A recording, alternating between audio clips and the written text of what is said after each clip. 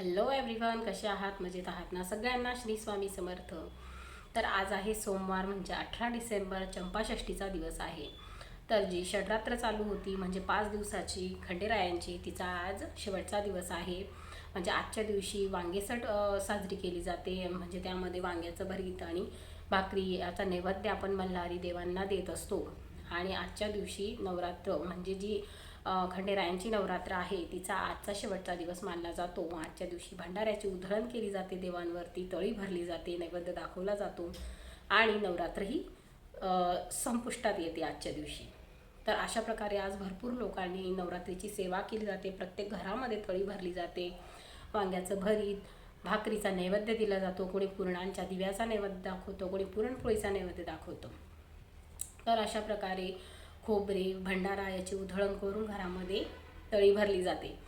तर आज सोमवार असल्यामुळे मी पण मंदिरात गेली होती, महादेवाच्या मंदिरामध्ये. तिथे बघितलं तर एवढी गर्दी होती लेडीजची की प्रत्येकजण पशुपतीचं व्रत करण्यासाठी तिथे आलेल्या होत्या. आणि इतकं छान वाटत होतं त्यांच्याकडे बघून. कारण आत्ताच परमपूज्य गुरुजी पंडितजी मिश्रा हे नाशिकमध्ये येऊन गेले, त्यांची कथा झाली. त्याच्यानंतर अजूनच लोकांच्या भक्तीमध्ये वाढ झालेली दिसते. अजूनच दृढ विश्वासाने लेडीज जेंट्स हे दोघंही मंदिरामध्ये खूप जास्त प्रमाणात येताना दिसत आहे, पूजा करत आहे. एक लोटा जल म्हणजे एक तांब्या पाणी देवावर व्हायला येतात, आपल्या मनोकामना पूर्ती करण्यासाठी, संकट दूर करण्यासाठी, अनेक आजार दूर करण्यासाठी. कारण असे अनेक असाध्य आजार आहे की लोकांनी त्यापुढे हात टेकले आहे, पण त्यांना आता महादेवाचा एक सहारा असं मनामध्ये किरण, एक आशेचा किरण निर्माण झालेला आहे की यातून का असे ना, आपल्याला जर बरं वाटत असेल तर करायला काय हरकत आहे. कारण की याला पैसे तर लागत नाही, आपल्याला फक्त जाऊन मंदिरात जाऊन एक तांब्या पाणी व्हायचं आहे, देवाला नमस्कार करायचा आहे, मनोभावे प्रार्थना करायची आहे, आपले संकट त्रास देवाला सांगायचं आहे आणि ते दूर करण्यासाठी प्रार्थना करायची असते. तर आज खूप साऱ्या लेडीज होत्या मंदिरामध्ये, पशुपतीचं व्रत करायला आलेल्या होत्या.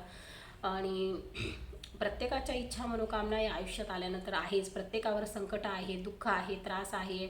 कोणीही या जगामध्ये सुखी नाही आहे. म्हणून आपल्याला ह्या ना त्या पद्धतीने देवाचे पाय हे पकडावेच लागतात. फक्त आपल्यामध्ये तेवढी इच्छाशक्ती पाहिजे की आपण देवाच्या दारापर्यंत पोहोचलं पाहिजे. आपले प्रॉब्लेम्स मांडण्यासाठी किंवा आपल्या त्रासातून आपल्याला मुक्तता पाहिजे असेल तर आपण त्याला साकडं घातलं पाहिजे, त्याची प्रार्थना आपण केली पाहिजे. तर आता बऱ्यापैकी लोक धार्मिक मार्गाकडे वळलेले आहे, धर्माला मानायला लागलेले आहे. महादेवांना तर खूप मानायला लागले, कारण की आता मध्यंतरीमध्ये कलियुगाचा इतका प्रभाव झालेला आहे की काही लोक तर देवाला मानायलाच तयार नसतात. पण देवाचं अस्तित्व आहे हे शिवपुराणाने आपल्याला दाखवून दिलं आहे.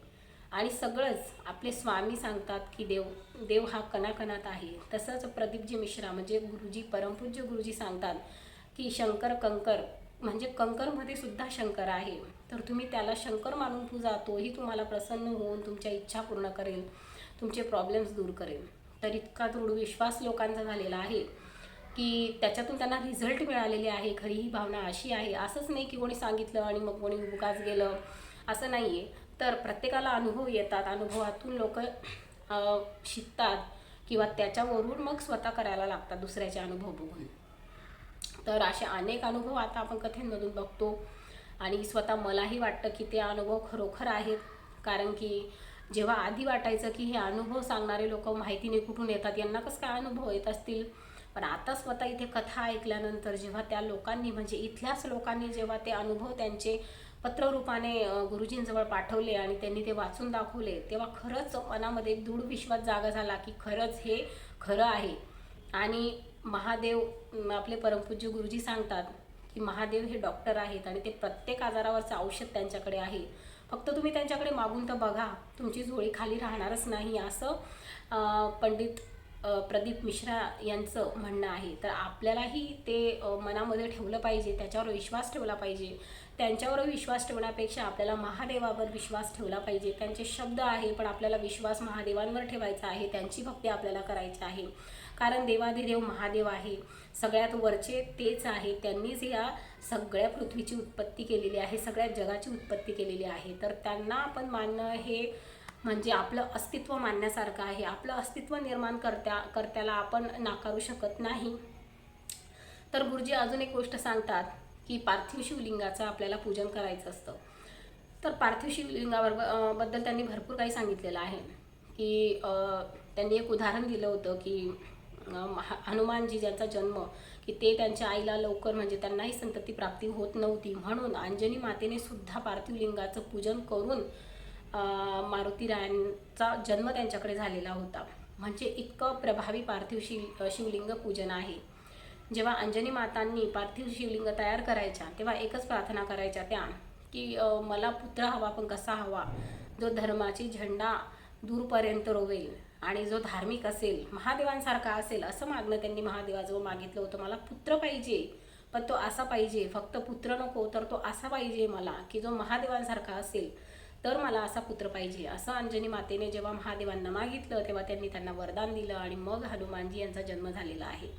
तर असे अनेक उदाहरणं गुरुजींनी पार्थिव शिवलिंगाबद्दल दिले की जे मोठ्या स्त्रिया आधी होऊन गेल्या, ज्या आपण म्हणजे दशरथ राजांची आई इंदुमती, ज्या शिवजींच्या त्याही मानायच्या, शिवजींच्या त्याही भक्ती करायच्या. आणि त्याच्यानंतर त्यांनी अजून उदाहरण दिलं होतं की रामाचा जन्म कसा झाला आहे, त्यांनी ते यज्ञाबद्दल सांगितलं. तेव्हा तर यज्ञ करायला कोणते ऋषी होते, तर शृंगी ऋषी होते. तर ते मोठे शिवभक्त होते, मोठे शिवभक्त होते आणि मोठ्या शिवभक्ताच्या हातून जेव्हा हा यज्ञ होईल तेव्हाच आपल्याला संतती प्राप्ती होईल, असं दशरथ राजांना सांगितलं गेलेलं होतं. म्हणून दशरथ राजांनी स्पेशल शृंगी ऋषींना त्यांच्या राज्यामध्ये तो यज्ञ करण्यासाठी बोलवलेलं होतं. तर पार्थिव शिवलिंग पूजनाचं आणि मोठा शिवभक्त असण्याचं इतकं मोठं आपल्याला फळ मिळू शकतं की आपण जर एखादी शिवभक्त असेल, त्याला आपण नुसतं बघितलं, त्याचं आपण फक्त दर्शन घेतलं, तरी आपण अनेक संकटांमधून आपली मुक्ती होते, अनेक त्रासांमधून आपली मुक्ती होत असते, असं परमपूज्य गुरुजींनी पंडितजी मिश्रा यांनी सांगितलं. तर मी त्यांची कथा आता ऐकते आहे, टी व्हीवर ऐकते आहे, मोबाईलवर ऐकते आहे आणि इथे नाशिकमध्ये आल्यानंतर मी प्रत्यक्ष ऐकली. त्यांचे उदाहरणं इतके छान आणि वेगळे, ज्या गोष्टी आपल्याला टी व्हीमधून माहिती नाही आहे, जे उदाहरणं आपल्याला अजिबातच कुठेही माहीत नाही आहे, अशा गोष्टी आपल्याला त्यांच्या कथेच्या माध्यमातून कळतात. जे शिवपुराण ते सांगतात त्याच्यामधून ते आपल्याला कळतं आणि खरंच त्या गोष्टींवर विश्वास ठेवावा असा वाटतो की खरंच आहे ह्या गोष्टी म्हणजे धार्मिक आहे, आधीच्या होऊन गेलेल्या आहे. आपल्याला कदाचित ते लवकर लिंक लागत नाही, पण ज्याला रामायण महाभारत माहिती आहे त्याला अजिबातच या गोष्टी कळायला वेळ लागत नाही, त्याला आपोआपच या सगळ्या गोष्टींची लिंक लागत असते. तर अशा पद्धतीने पार्थिव शिवलिंगाचं त्यांनी खूप सारं महत्त्व सांगितलेलं आहे. जर तुमच्याही जीवनामध्ये अनेक संकट आहे, त्रास आहे, तुम्हाला संतान प्राप्तीची इच्छा आहे, तुमचे अनेक प्रॉब्लेम्स आहे, घरात वादविवाद, कटकटी, तुमच्या अडलेली कामं, अशा अनेक गोष्टी म्हणजे कोर्ट कचेरी, आर्थिक व्यवसायामध्ये, नोकरीमध्ये अनेक आपले नाते आपल्याशी दुरावलेले असतात. अशा अनेक गोष्टींसाठी जर तुम्हाला वाटत असेल की मी काय करावं, तर तुम्ही शिवभक्ती करा, खरंच करा. आणि त्याच्यामध्ये तुम्ही जर पार्थिव शिवलिंगाचं पूजन केलं तुमच्या इच्छापूर्तीसाठी, तर नक्कीच ते तुम्हाला फायदेशीर ठरेल. तुम्ही फक्त याच्यामध्ये काय करायचं की मी 1 महिनाभर दर सोमवारी पार्थिव शिवलिंग पूजन करेल असा तुम्हाला संकल्प करायचा आहे. किंवा तुम्ही असं म्हणू शकता की मी 3 महिन्यापर्यंत दर सोमवारी आणि दर महिन्यात येणाऱ्या शिवरात्रीला पार्थिव शिवलिंगाचं पूजन करेल, असा संकल्प तुम्ही करून मग त्या सेवेला सुरुवात करा. मग बघा तुम्हाला त्या सेवेमधून काय मिळतं आणि कशा प्रकारे मिळतं. शेवटी देवादिदेव महादेव आहे, खूप भोळे आहेत, लवकर आपल्याला भक्तांना धावून येणारे आहेत. त्यांच्याकडे नुसतं बघितल्याने आणि त्यांना हर हर महादेव म्हटल्याने सुद्धा ते आपली इच्छा पूर्ण करतात, असं परमपूज्य गुरुजी सांगतात आपल्याला. तर मग आपल्याला इतकं करून आपल्याला हरकत काय करायला. त्यांनी इतकं सांगितलं आहे की पार्थिव शिवलिंग हे आपण आपल्या एखादी मातीचा आपल्याकडे जर का आहे, आपण लावलेलं एखादी झाड, मग त्याच्यामध्ये सुद्धा आपण फक्त शिवलिंग तयार करून तिथल्या तिथे पूजन करून त्याला विसर्जित करू शकतो. इतक्या सोप्या पद्धतीमध्ये ते आपल्याला सांगतात. तर मग याच्यापेक्षाही सोपं अजून काहीच नसू शकतं. म्हणून तुम्हाला जर खरंच मनापासून वाटत असेल की तुम्हाला खरंच अनेक अडचणींमधून बाहेर निघायचं असेल, अनेक प्रॉब्लेम तुमच्या आयुष्यात आहे, तर तुम्ही पार्थिव शिवलिंगाचं जे पूजन आहे परमपूज्य गुरुजींनी सांगितलेलं ते तुम्ही नक्की करून बघा. नक्की तुम्हाला याचा फायदा होऊ शकतो असं मला वाटतं. कारण की शेवटी महादेव हे महादेवच आहे, त्यांची बरोबरी कोणीही करू शकत नाही. ते जितकं देतील ते छप्पर फाडून देतील असं सांगतात की हो देतात तर छप्पर फाडके देतात, ते झोळी कोणाचीच खाली ठेवत नाही आणि तुमचीही सुद्धा झोळी त्यांच्या कृपेने खाली राहणार नाही. फक्त तुम्ही त्यांची सेवा तर करून बघा, त्या मार्गात तर येऊन बघा, मग बघा तुम्हाला काय प्रचिती येते. आपले स्वामीसुद्धा त्यांच्या मुखामध्ये नेहमी शिव हरशंकर नमामि शंकर शिवशंकर शंभो, हे गिरिजापती भवानी शंकर शिवशंकर शंभो असं नामस्मरण नेहमी करायचे. म्हणजे स्वामीसुद्धा शिवजींना किती मानायचे माहिती आहे तुम्हाला, की प्रत्येक वेळा ते महादेवांचं नाव त्यांच्या तोंडात असायचं. म्हणून हे एक गोष्ट लक्षात ठेवा, महादेवांचं अस्तित्व, त्यांच्या जे गोष्टी आहेत त्या कोणीही नाकारू शकत नाही, त्यांचं महत्त्व कोणी नाकारू शकत नाही. आपले गुरु आपल्या जागेवर आहे आणि महादेव हे सगळं काही एकच आहे.